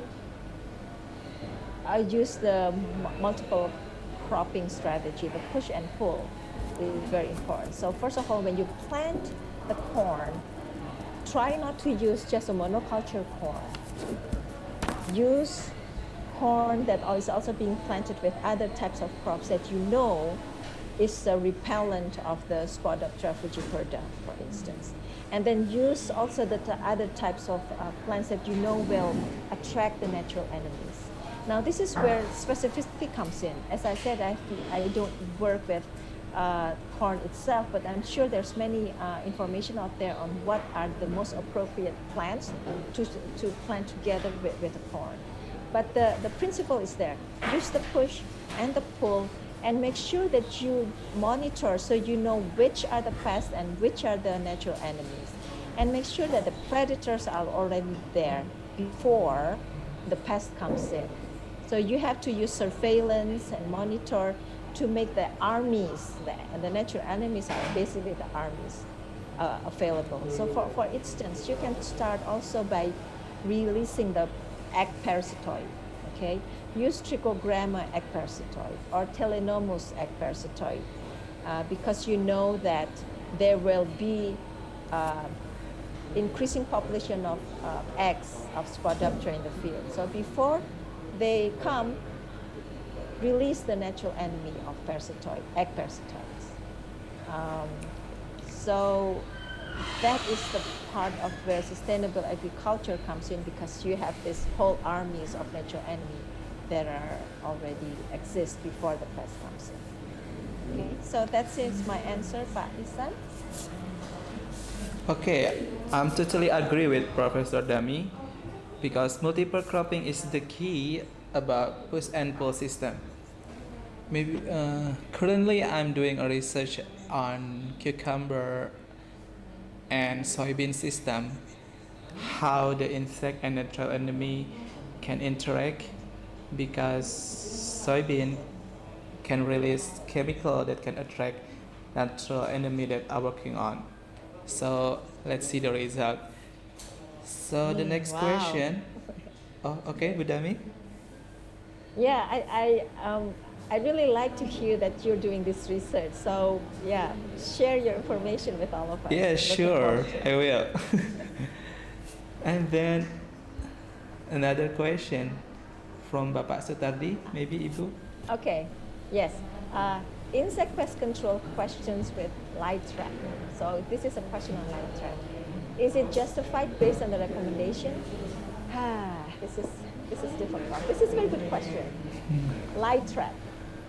So does it work? Does light trap work? You know, Pak Sutardi, I've seen places where it works, and then I've seen places where it doesn't work. Okay, so there are both. It works and it doesn't work. When it works, I think light trap is a good way to understand the population of your pest. Okay, so use a light trap and then use a pheromone or something. So that in itself can already decrease the population because you're trapping the adults through the trap itself to the light trap. So, however, I don't think that it is enough. So you have to use other types of control also.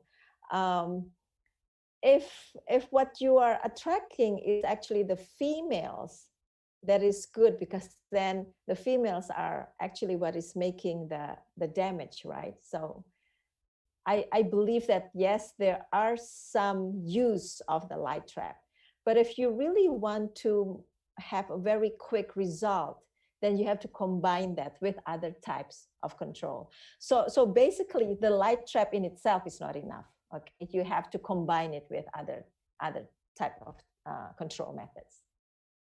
Maybe that's it, Pak Isan. For information also, my friend, when I was there in Japan, he researched on how effective light trap to control the sting bug.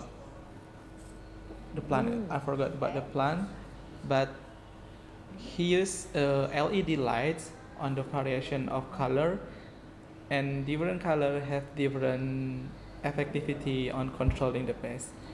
But maybe this is the advanced research on light trap, because currently we are doing using lamp to attract the pests like Spodoptera exigua in onion. Some of our colleagues doing that. I think it's based on the species how the light trap is effective or not. Yep, agree with that. And also, Pak Sutardi give a question again. Oh, there's a Pak Nurholis.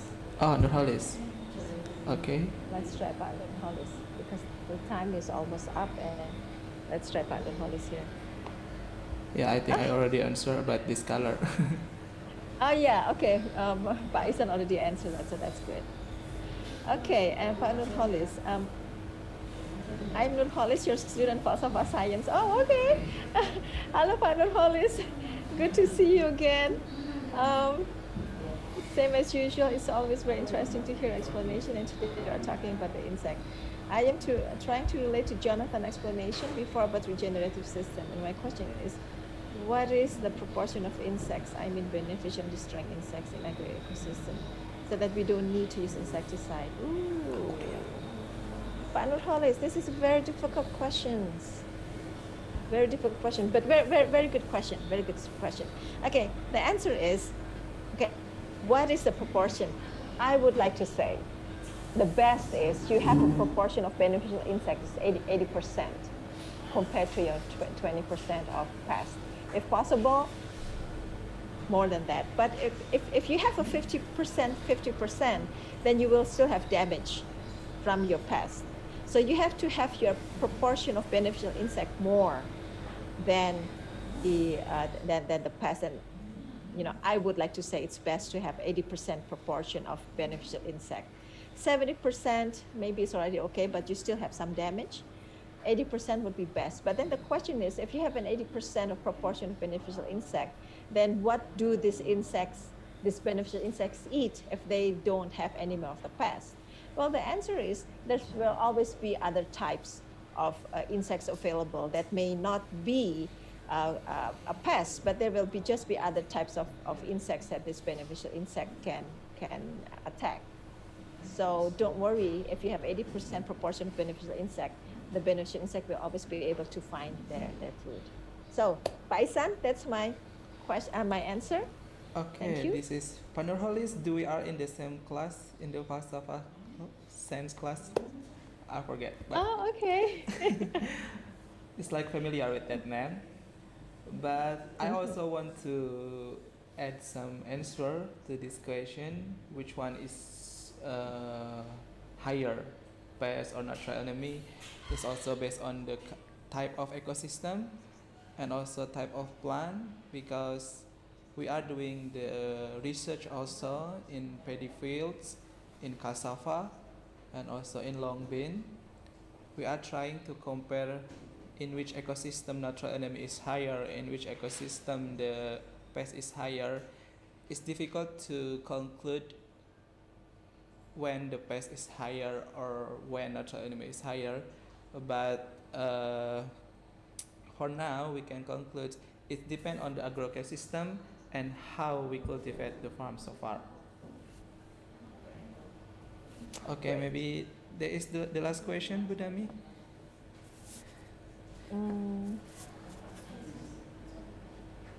I think we already answered our question. Yeah, so there's finished. No more Yes, questions. also time is up. We thank you so much for your Thank you. presentation.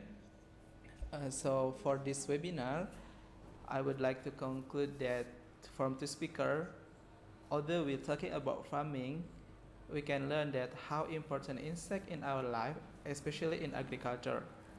We also can learn from insect behavior or adapt it for our life. So we can reflect that we are not the strongest creature in this world. We can see pest, plant, how agriculture system work. So we can look deep into ourselves and reflect to get better life. So dear participant, don't forget to fill the attendance form, the link provided in the chat tab. So we will provide certificate based on your present.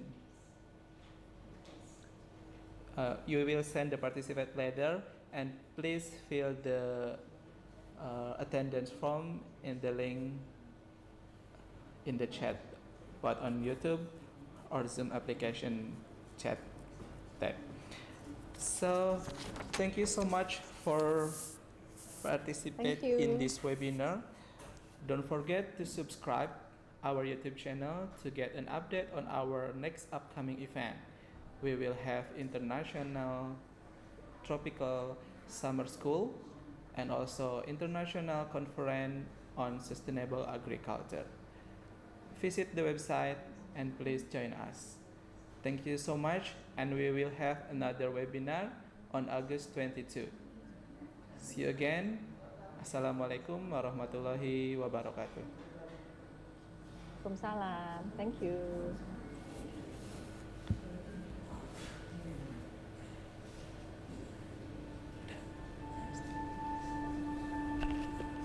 Indonesia merupakan negara agraris.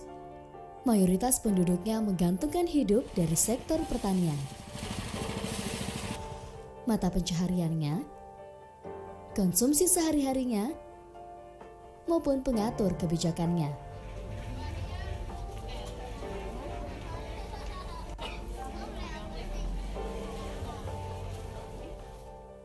Bentang alam yang luas menjadikan Indonesia memiliki permasalahan yang kompleks di sektor pertanian. Perubahan cuaca, serangan hama dan penyakit, kerusakan tanah, harga jual rendah, minimnya modal usaha, penggusuran lahan, dan lain sebagainya.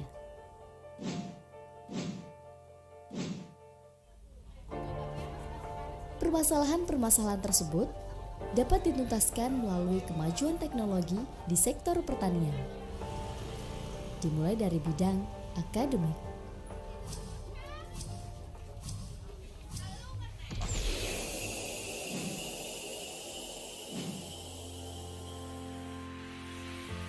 Universitas Muhammadiyah Yogyakarta sejak pertama kali dibangun melahirkan program studi Agroteknologi di Fakultas Pertanian yang berfokus pada budidaya pertanian.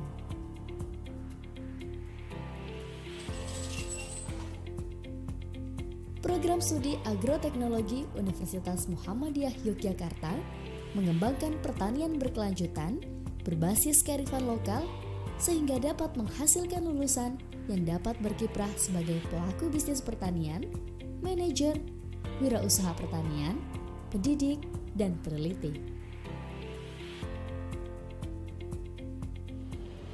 Agroteknologi UMY mengajari saya beberapa banyak sekali ilmu yang ada di ilmu pertanian. Salah satu ilmu yang saya dapat yaitu manajemen agribisnis.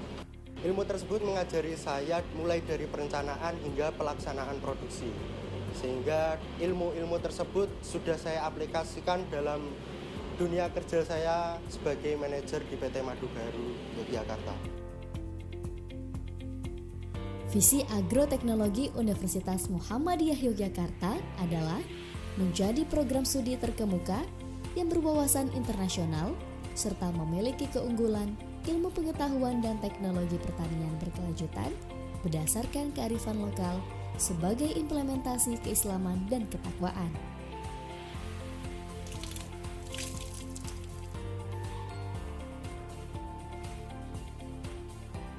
Agroteknologi Universitas Muhammadiyah Yogyakarta telah terakreditasi A pada tahun 2014 dan melakukan reakreditasi pada tahun 2018.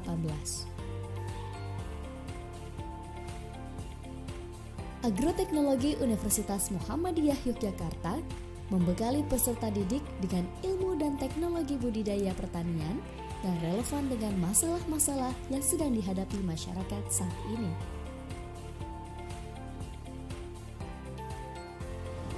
Proses pembelajaran dan interaksi antara dosen dan mahasiswa di program studi Agroteknologi UMY itu membuat saya bisa lebih mengembangkan diri, kemudian mempunyai semangat untuk melakukan hal yang terbaik yang bisa dicapai, bisa diraih, sehingga menjadikan saya lebih kreatif dan lebih inovatif.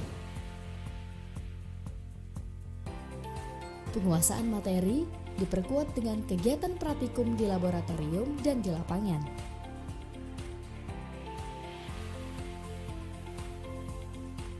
Adapun laboratorium yang dimiliki oleh Agroteknologi Universitas Muhammadiyah Yogyakarta diantaranya Laboratorium Penelitian, Proteksi, Tanah, Kultur in vitro, Bioteknologi, Pasca panen, Desain landscape, dan greenhouse.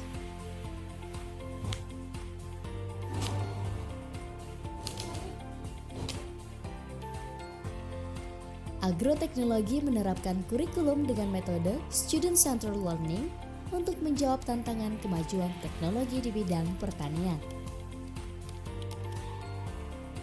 Kegiatan belajar mengajar pendidik dan peserta didik telah terintegrasi secara